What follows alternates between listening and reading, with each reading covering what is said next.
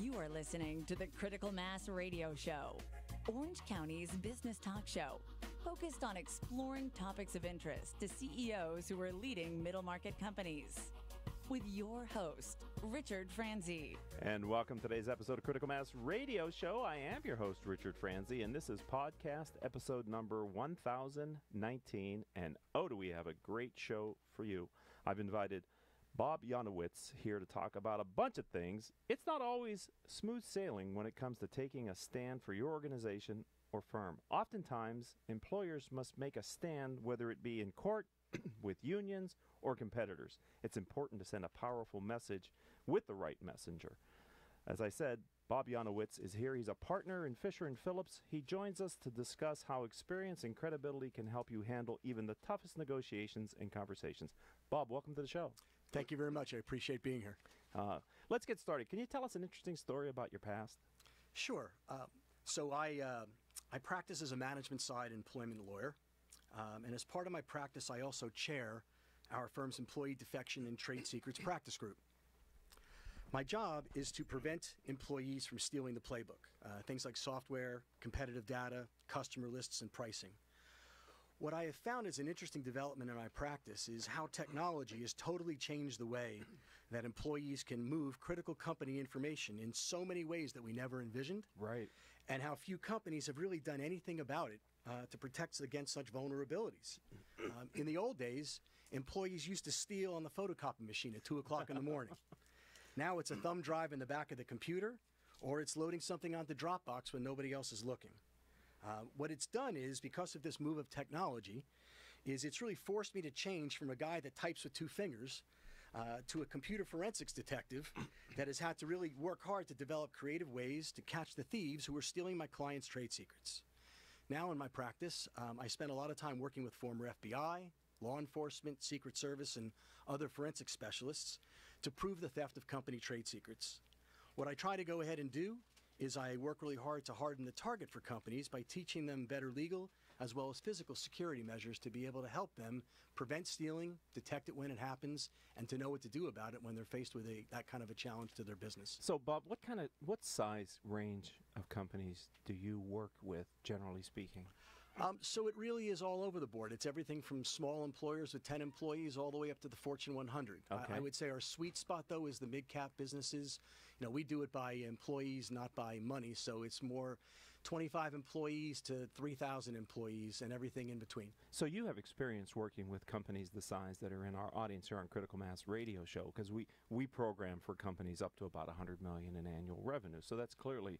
That is right in my wheelhouse. And so what I found is many times, unfortunately, they don't have the level of protection and security in their systems that, based on how you explained how employees can take information from you, that they may need. You know, they many times trust their employees and give them access to sensitive information, not realizing the damage that could be done. Of course, you know, it's particularly when you have a small entrepreneurial business, you start off with very much a family mentality. Everybody's on the same team. As a result, you don't think about making your spend on things like computer security measures. And in instances, particularly with small businesses, you know, the kind of information I'm talking about, your customer playbook information, it's the lifeblood of your business. Right. One disloyal employee leaves and your business is gone. And oftentimes companies they don't realize that the fixes are really inexpensive. Oftentimes they don't cost anything. They're just knowing how to use your own computers in the right way to prevent theft. Wow. Yeah, that's unfortunate because they can get your pricing information, discounting information, cost information. There's a lot of stuff that if they know how to get around your systems and they have access, which you generally have, employees have access, they can really take everything with them. It's absolutely the case, and that's why what we try to do is both help companies with both physical security measures and also legal security measures like confidentiality agreements that set the tone for what's ours and what's theirs. Right. So that people don't have a mistaken perception of what belongs to them when they leave. Boy, that was a key term you just used there, which is tone, right? What you focus on as the entrepreneur and business owner, people know, hey, that's important to them. They're watching that. Maybe, you know, many times what I've heard too in this area, sometimes it's an opportunity thing. If you give them an opportunity, they may take advantage of it by taking your information. But if you let them know and have a culture that that's not acceptable, then that may help to safeguard your company. absolutely the case. And it applies not only to trade secrets, but all sorts of information that you want to keep confidential within the workplace. And it's important that you start off with the employees by explaining to them that they shouldn't have an expectation of privacy when they're using the company computers. What's ours is ours. What's yours is yours. Right. Absolutely. Okay, Bob, let's move on. Thank you for that. I said in the open that you're a partner with Fisher & Phillips. Help our audience to understand a little bit about your firm. You bet. So we've been around since 1943. Started off in Georgia, and now we are nationwide. We exclusively represent employers all around the country. We are one of the largest management side employment law firms, and we are the largest here in Orange County. And we engage in all types of employment litigation. We also have a robust counseling practice where we're teaching employers how to hire, fire, promote, demote, discipline, and document. We do benefits, immigration, wage and hour, and of course the area that I specialize in but not exclusively practice in, which is trade secrets. We believe that the law only provides the outer parameters of what you can't do, and this is how I think we distinguish ourselves as a law firm. That the law tells us what we can't do, and the real magic is to have practical solutions of what you can do inside those parameters. Our job is to help empower employers to run their businesses in ways that are realistic, practical, and try to not be very expensive, and to insulate them from liability along the way. Part of the way that we do that is we try to make access to our law firm easier to our clients. One of the things that we've done that I think is very unique in the marketplace is we've developed something that we call the employer hotline. The hotline is it's a fixed fee advice retainer that takes the fear out of calling your lawyer. What we find, particularly with businesses that are part of your audience, is nobody wants to pick up the phone and call the lawyer. It's like getting in a taxi. Exactly. The meter's running right every time. And so what we did is we wanted to take the fear out of that by creating a fixed fee advice retainer that allows them to call on an unlimited basis and ask us questions day to day about, can I fire this person? Can I hire this person? How do I discipline this person? Johnny did something to Sally he shouldn't. What do I do about it? Right. And they have the ability to talk to our lawyers on a regular basis, and we partner with them in making the decisions that directly impact the potential liability exposure of their business.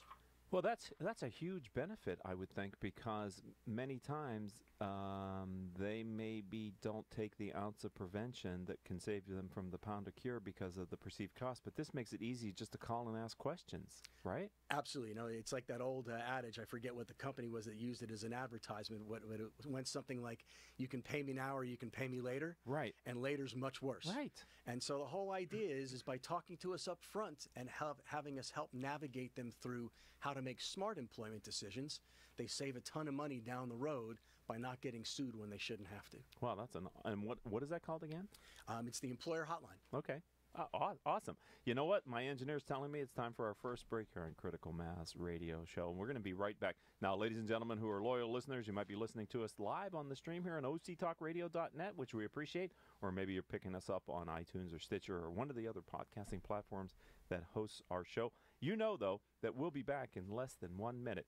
Don't go anywhere, because when Bob and I come back, I'm going to ask him to tell me about a time when he created a strategy with a desired outcome, but the outcome was different than what he had anticipated. We call this our unintended consequence question here on Critical Mass. Looking forward to it. All right, don't go anywhere. We'll be right back with Bob after this word from me.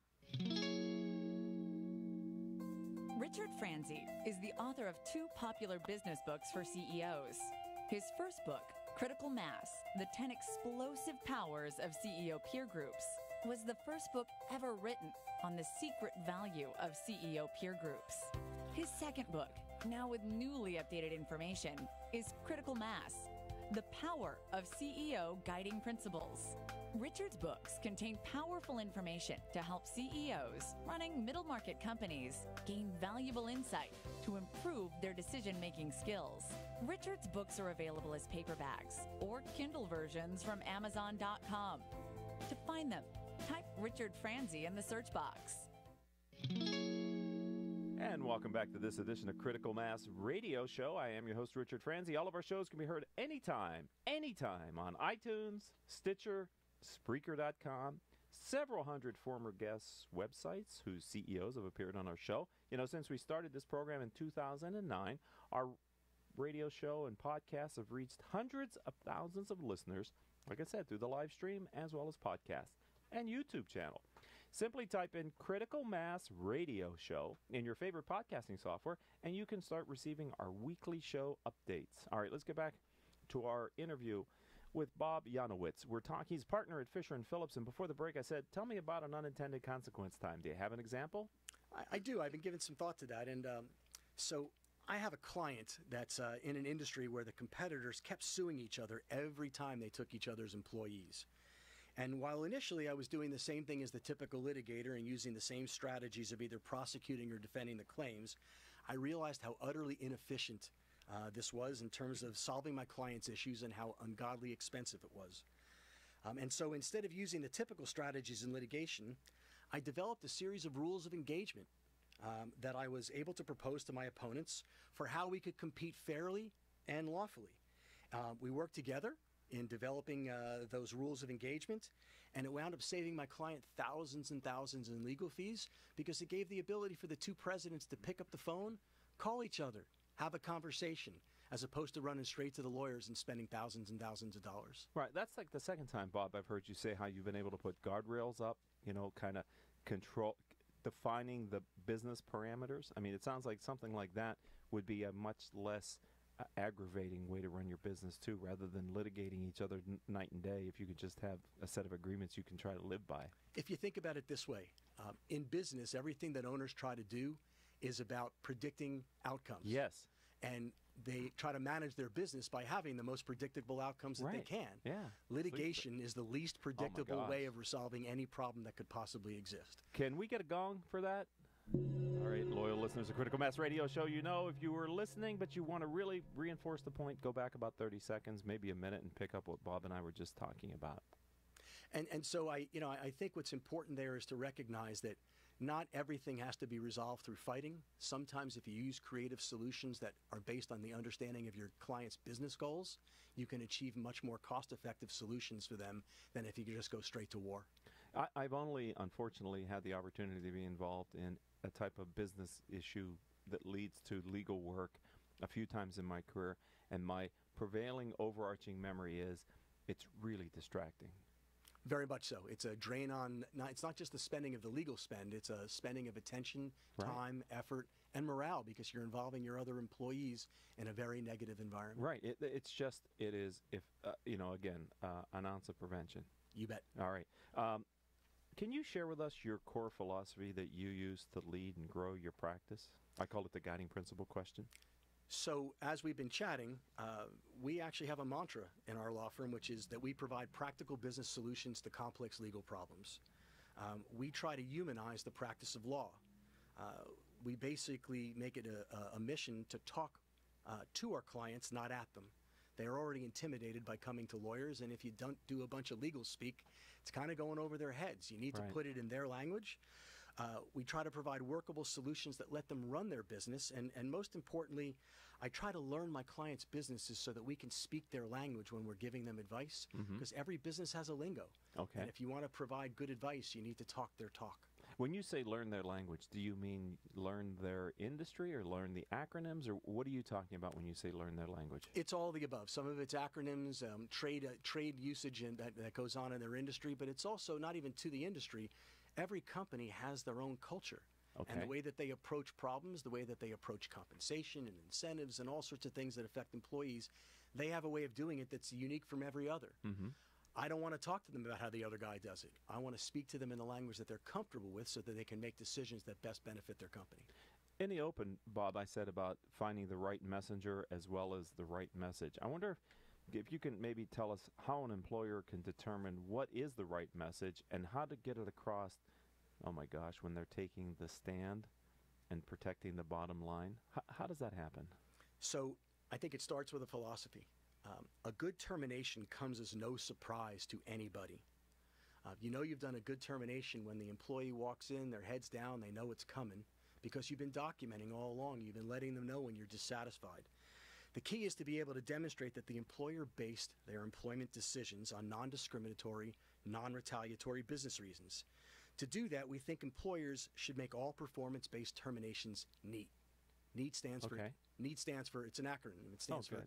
Notice, Explanation, Assistance, and Time. To me, write-ups, which are the notice, should identify all the legitimate business reasons for why you're making either a disciplinary decision or a termination decision. Write-ups should provide explanations to the employee for how to improve their performance. Managers should be using assistance. They should be rolling up their sleeves to assist the employee. We're in the TV generation. We learn by seeing, not by reading. Okay. So managers, to be effective, need to show the employee how to do the job the right way. So you're giving them notice of what's wrong, an explanation of how to do it better. You're giving them assistance in rolling up their sleeves and how to go ahead and do it the right way. And then you're being realistic about giving them some time to figure out how to fix it. When you do these steps together with us, and that's one of the things our law firm does, is we walk our clients through the steps of NEAT, like by using the employer hotline. I was just thinking that. This would be a great application of making a phone call, right? That is exactly what we're doing, is we're walking through how to implement NEAT in the workplace. We help in this process. We also do it by giving them comprehensive handbooks, employment agreements, arbitration agreements, which I cannot emphasize how important they are in this crazy litigation culture, as well as the use of effective confidentiality agreements. It's interesting because those conversations on performance can be avoided because they tend to be many times unpleasant, right? Especially if you're not prepared for the conversation. Using something like NEAT might help you be more confident in how you present the information. 100%. And an employer should never go into a disciplinary session without a script and completely prepared. Otherwise, you lead to arguments and bad tension. If you just deliver the news, you do it in a professional way, and then you move on, you're okay. Right. And then if you're consistent about it, right, because I think what you said is if it finally ends up in termination, it shouldn't be a surprise. And that's because you've dealt with it candidly all the way through the process. All the way through the process. Okay. Final question here. Well, I got two more, but we'll get the final meaty question. Can you think of a time when a peer executive shared with you something that benefited your practice? Yeah, sure. So I belong to a peer group called the Guild. It's a group of attorneys from various practice areas that come together to support each other, both professionally and personally, since no one understands your life better than the other people that are living the same life. Several months ago, my mother passed away from cancer. Several months before then was when she was diagnosed. And frankly, I struggled greatly during her treatment and how to balance my work obligations and priorities with my caretaking responsibilities, and it was really hard. I can imagine. And so it was fortunate for me that one of the peers in my group had just gone through a very similar circumstance and said an insight that really, really helped. He had told me that I couldn't help her or my family through this unless I helped myself first by taking care of the things that were vital to me. And by taking care of me, I made myself more available to take care of them. And I've basically tried to practice that both in my practice and in life ever since. You know, I love asking this question. I never know where the answer is going to go, and you gave an answer that is very deep and rich and non-business, but very important. And thank you for being willing to share that, and my sympathies on your mother's passing. I'm sure that was very difficult. And so I really appreciate that. And my engineer's telling me our time is up. But I wouldn't be doing my job if I let you off the show without asking you, how does someone find out more about Fisher & Phillips online? Where would they find you? So you can go to our website, which is www.fisherphillips.com. Okay. Can you spell that? You bet. It's FisherPhillips.com. Okay. You can also reach me at 949-851-2424. And my email is ryonowitz@fisherphillips.com. The time has just flown by. I really appreciate it. I've enjoyed myself. Thank you very much. Really. I really have been looking forward to having you on the program since we first talked about having you as a guest, and you did not disappoint. You delivered substance. We gonged you. You're a good person to talk to, get to know, and work with. So thank you for being a friend of the program and a part of the Critical Mass community. My pleasure. I'd like to thank our engineer for today's show, none other than Paul Roberts. We've got the big gun in here today doing the board operations. Our producers are Joan Park, Crystal Nunley, and Haley Stern. If you'd like to learn more about the radio show or visit or the CEO Peer Groups, visit my company's website, criticalmass4business.com. You can find me on Twitter. I'm CEO Peer Groups on Twitter. We have our own YouTube channel, which is simply my name, Richard Franzi. You can also check out the blog on Critical Mass for Business website, where we put outstanding content like the takeaways that I'm going to bring off of Bob's interview here today. And until our next show, I hope all of your business decisions will move your company in a positive direction. You have been listening to Critical Mass Radio Show Business Talk Show, focused on exploring topics of interest to CEOs who are leading middle market companies. With your host, Richard Franzi.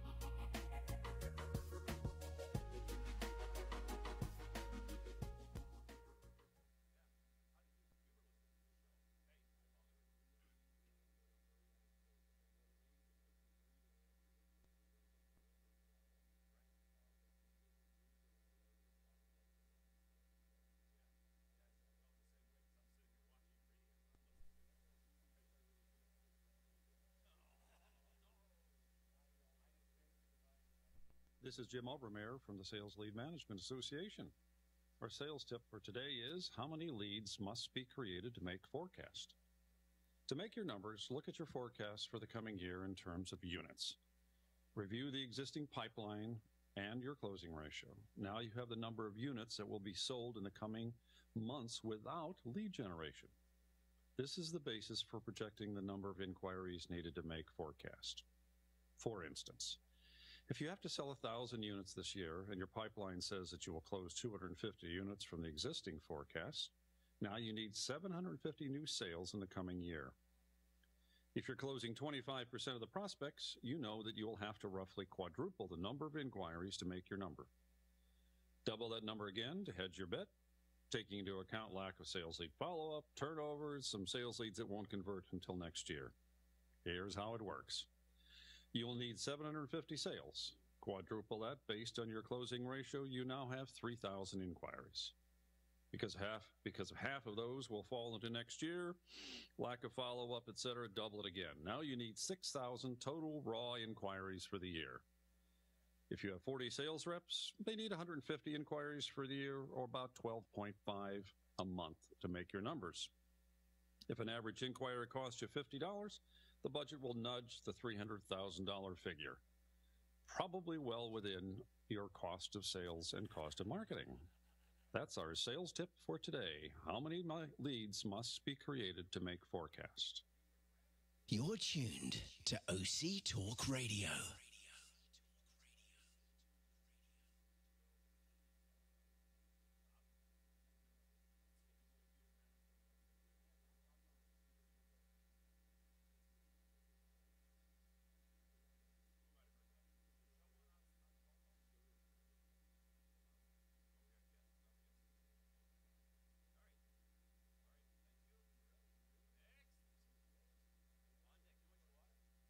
This is Jim Obermeyer from the Sales Lead Management Association.